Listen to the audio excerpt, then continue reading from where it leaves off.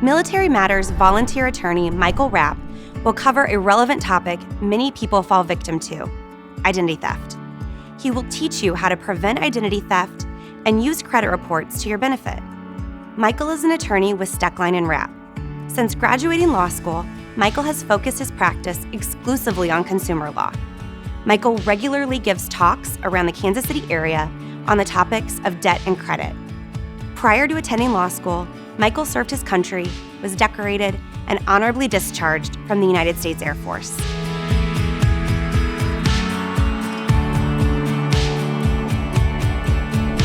I was active duty Air Force and deployed in support of Operations Iraqi Freedom and Enduring Freedom, and therefore had the luxury of deploying a few times to both Iraq and Afghanistan. Later, I went to law school, and now I'm an attorney at Steckline and Rapp. Our firm's focus is on consumer protection, but primarily it's on financial reputation.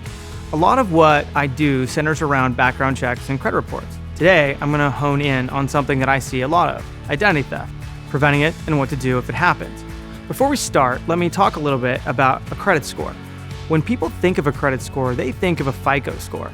FICO is not the only one out there, it's just the one used most by lenders. Credit scores are determined by proprietary algorithms. They have their own secret sauce for how they're making the score, but the FICO score is made up roughly of uneven percentages: making your payments on time, how much credit you have and how much you use, how long you've had credit, trying to get new forms of credit, and the different types of credit that you have. It's almost counterintuitive that they don't care how much money you make. They're not looking at how much you've saved. They're only looking at whether or not you use credit and whether or not you're doing so in a way that's responsible. So even if your identity is compromised, at first, the thief could be making your credit look better. So your FICO score tanking or raising doesn't necessarily warn you that there's a problem. So now let's start with two important factors about identity theft. Number one, I don't really like the term. If someone steals my identity, they don't get to become me. For good or for bad, I'm still Michael Rapp and everything that comes with it. What they've done is use my identity to steal goods or services or money from someone else. It's a form of imposter fraud, but I guess that's not such a catchy term. The second thing is prevention. In a phrase that was made famous from Fight Club, on a long enough timeline, the survivability rate of everyone drops to zero. It's already a fact that there have been so many data breaches and our information is already out there. And more breaches are happening every day. Thinking that it's not going to happen to you, statistically, is increasingly unlikely. So this is really about recognizing when it happens and how to limit the harm and recover your good name as fast as possible.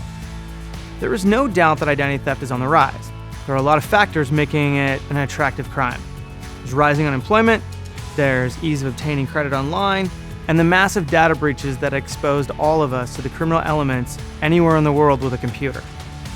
There are really two kinds of identity theft. Those that happen from strangers, dark forces on the dark internet that are going to steal your identity in order to take out loans with your good name. I think that's the one that most of us think about. But there's another one that I see more commonly, the one that happens from people that you know, whether it be from a spouse or an ex-spouse or a parent or a child or a brother or a sister or even a coworker. Whatever their motivations, the people that know you have a much easier time impersonating you than a stranger does. They have the inside track. So an ounce of prevention is a pound of cure. So what are we to do? You need a baseline. The first thing I suggest that everybody do is go to annualcreditreport.com. There's a law that requires anyone who compiles and sells your information to make it available to you once a year for free if you ask for it. That website allows you to get reports from Experian, TransUnion, and Equifax, the three largest national credit reporting agencies, at least once a year, sometimes much more often.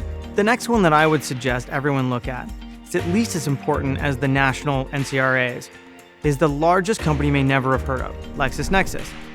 This one you can order, but you can't get electronically. You can request it at consumer.risk.lexisnexis.com/request. And they snail mail you a copy.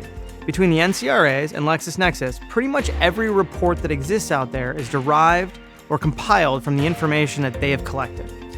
Now, you have these 4 reports sitting in front of you. What are you looking for? What do you need to know? There's a lot of resources that exist out there that can help you with that. For starters, you want to check with the really simple stuff, the personal information.